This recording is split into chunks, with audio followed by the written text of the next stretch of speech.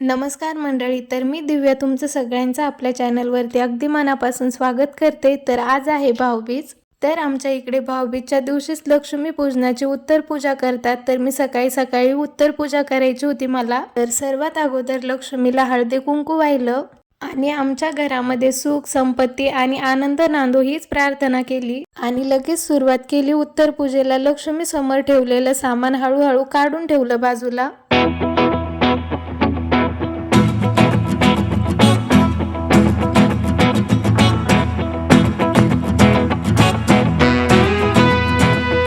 जसं आपल्याला पूजा मांडायला वेळ लागतो तसंच आवरायलाही तितकाच वेळ लागतो. खरं सांगायचं तर दिवाळीच्या दिवशी एवढी धावपळ असते, काय अगोदर करायचं आणि काय नंतर करायचं हेच कळत नाही. तरी सुद्धा आपण सगळं सोडून लक्ष्मी पूजन छान झालं पाहिजे याकडेच लक्ष देतो. कारण ती पूजा म्हणजे आपल्या घराचं आणि आपल्या मनाचं शुद्धीकरण असतं. सगळ्या गडबडीत सुद्धा आपलं त्या एका क्षणी आपलं सगळं लक्ष पूजेकडे असतं. तर बघा, अशा प्रकारे मी सर्व पूजा उचलून घेतली.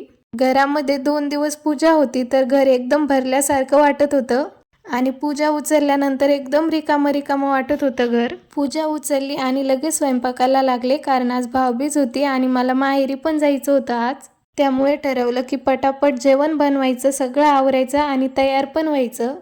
तर आज मी काजूची भाजी बनवली होती. तर मसाला परततोय तोपर्यंत म्हटलं चला कुरडई आणि पापड डब्यामधून काढून ठेवते.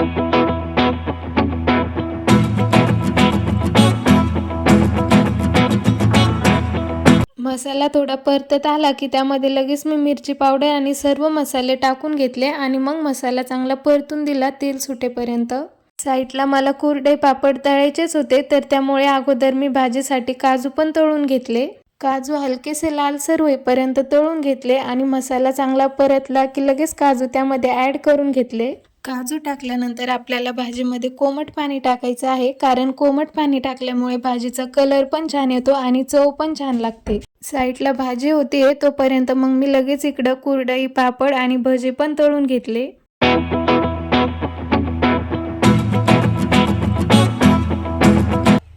तर बघा, आत्ताच माझं घरातलं सगळं काम आवरलं आणि आता पप्पा पण आलेले आहे. तर आता मी माझं आवरते. अजून बॅग पण भरायची आहे आणि प्रिशूचं पण आवरायचं आहे. तर आवरते आता. आणि हे बघा, प्रिशू इथं घागरा घालून बसलेली आहे. आणि वरचं कुठं आहे का? नुसतं घागरा घातला. जायच्या वेळेस घालू ना आपण. कोण दिला घालून? हा, बघा बसली आवरून. जायचं ग बॅग भरून. कशाला? तू राय नाही इथं. कोण? तू एकटीच चालली का? हा,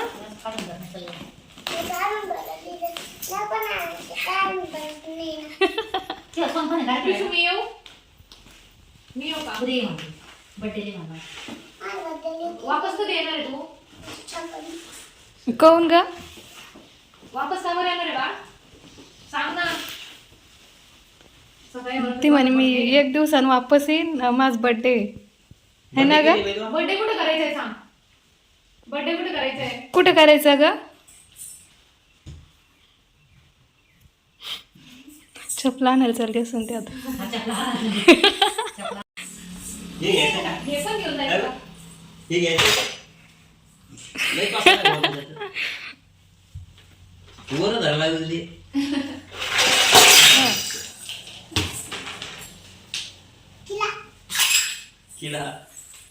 कुठे जायचं म्हटलं की प्रिशूला खूप हौस लागते. आज सकाळी सकाळीच मी तिला म्हटलं होतं की आज मामाची इथे जायचं, तर एवढी खुश झाली होती. तर लगेच पटकन आंघोळ केली, जेवण पण केलं. पटकन आवरून दे म्हणत होती माझं. तर माझं तिकडचं थोडंफार आवरलं की लगेच मग मी इकडं बॅग भरायला सुरुवात केली. 5-6 दिवस राहायचं होतं आम्हाला तिकडं, आणि कारण तिकडनंच मामाच्या इकडं पण जायचं होतं, त्यामुळे मग त्या हिशोबाने आम्ही सर्व कपडे वगैरे घेऊन गेलो होतो.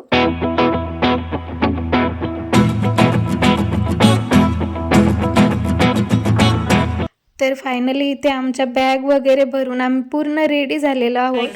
कर बाय. बाय. कधी येशील सांग. कोण ग? येऊन दे ना. मला येऊ द्या ना. बरं नाही. बाय. बर्थडेला या, मी बलून आणून ठेवते. हा? अजून काय नाही. आणखी काय आणायचं सांग. बलून आणखी कॅन्डल गिफ्ट आणून ठेवत्या. तू लवकर ये. कुठे जाय बर्थडे कुठे करायचा आपल्याला?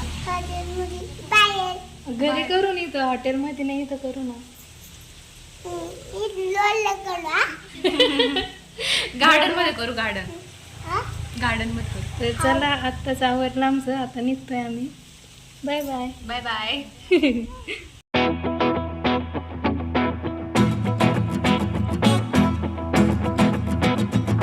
तर आत्ताच आलो आम्ही दादा आणि प्रिशू सोबत खेळायला. बघा, प्रिशूची मावशी आली आहे ना ग. तू काहीच पाहिलं आम्हाला? कुठं पाहिलं?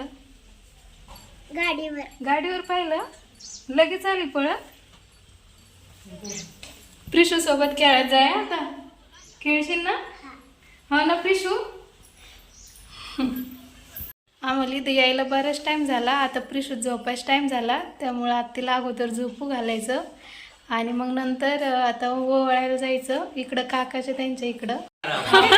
आता आले. हा, इथं आल्याबरोबर मी प्रिशूला झोपू घातलं. इथं माझ्या आत्या आणि त्या सगळ्याच आलेल्या होत्या दिवाळीसाठी. काकाच्या इथे करदुरे द्यायचे होते, तर मम्मीनी आणि काकीने मला करदुरे दिले काढून. आता प्रिशू झोपली. आता मी चालले करदुरे घेऊन. तर चला. नाही ना, येते माझ्यासोबत. हा, चल. प्रिशू झोपली आहे तोपर्यंतच नेऊन देते सगळे. नंतर मग ती उठल्यावर काय माहिती काय करण, रडती की काय. एक तर कोणाकडे जात पण नाही ती.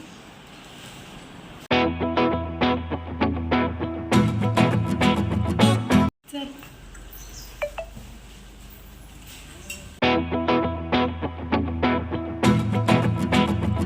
तर अगोदर आले मी माझ्या लहान्या काकाच्या इथे. त्यांनी हे नवीनच घर बांधलेलं आहे आणि याची वास्तुशांती पण होती दुसऱ्याच दिवशी भाऊबीजच्या. त्याचीच तयारी त्यांची इथे चालू होती. चौरंग वगैरे जमा केले होते त्यांनी पूजा मांडण्यासाठी. आणि हे बघा, त्यांनी खूप सुंदर देवघर आणलेलं होतं. काकान ते घरी नव्हते, त्यामुळे मी त्यांना ओवाळलं नाही, तसंच ताट देऊन टाकलं.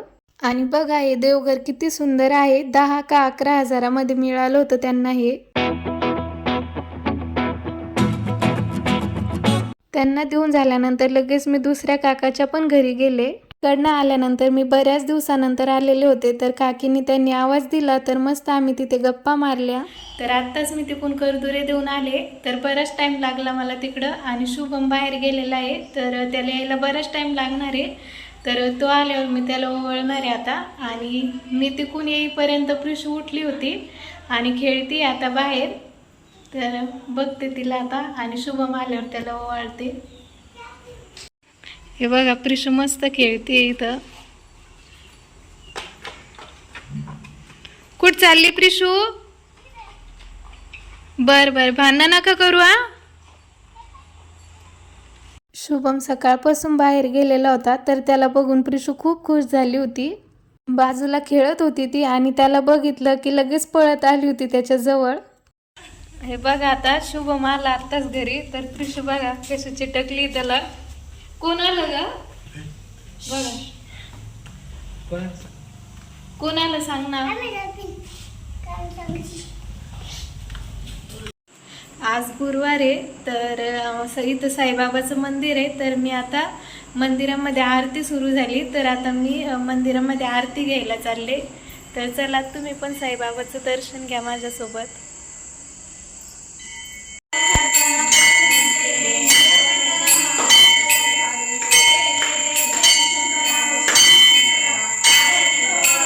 आरती घेता घेताच प्रिशूला त्यांना अगोदर प्रसाद खायचा होता. आरती होस्तोवर पण त्यांना दम निघत नव्हता. आणि त्यानंतर हा व्हिडिओ आहे भाऊबीजच्या दुसऱ्या दिवशीचा. माझ्या काकाची त्यांची वास्तुशांती होती, तर त्याचीच पूजा इकडे सकाळी सकाळी सुरू होती. तर रात्री बराच टाइम झाला होता, त्यामुळं ओवाळणं काही झालं नाही. तर मी आज ओवाळणार आहे. तर बघा, मी इथं मस्त रेडी झालेली आहे आणि ब्लॅक कलरची साडी घातली. तर कशी दिसत आहे कमेंटमध्ये सांगा. तर चला, ओवाळते आता.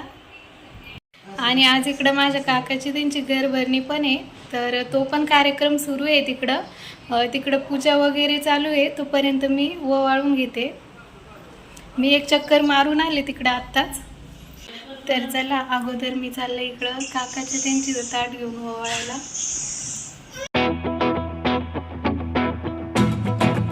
तर मंडळी, मी अगोदर काकाच्या इथे आले आणि हा माझ्या काकाचा मुलगा आहे, म्हणजे माझा छोटा भाऊ. तर त्याला ओवाळून घेतलं अगोदर.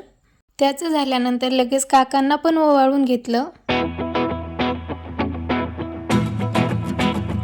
आणि त्यानंतर शुभमला ओवाळलं. आणि पप्पा घरी नव्हते, त्यामुळे मग त्यांना नंतर ओवाळलं होतं. ते शूट करायला कोणीच नव्हतं, त्यामुळे ते शूट करता नाही आलं. तर आता सगळ्यांना ओवाळून झालं. आता तिकडं वास्तुशांतीचा कार्यक्रम चालू होता, तर तिकडं आता पाहुणे यायला लागले. बरेच पाहुणे आलेले आहेत. तर आता मी तिकडे चालले. तर चला. तरी ते सर्व पूजा वगैरे झाली होती आणि जेवायचा कार्यक्रम सुरू झाला होता. तर आम्ही सगळ्यांनी जेवण केलं. तर आजचा ब्लॉग इथेच एंड. भेटूया नेक्स्ट ब्लॉगमध्ये. Bye bye.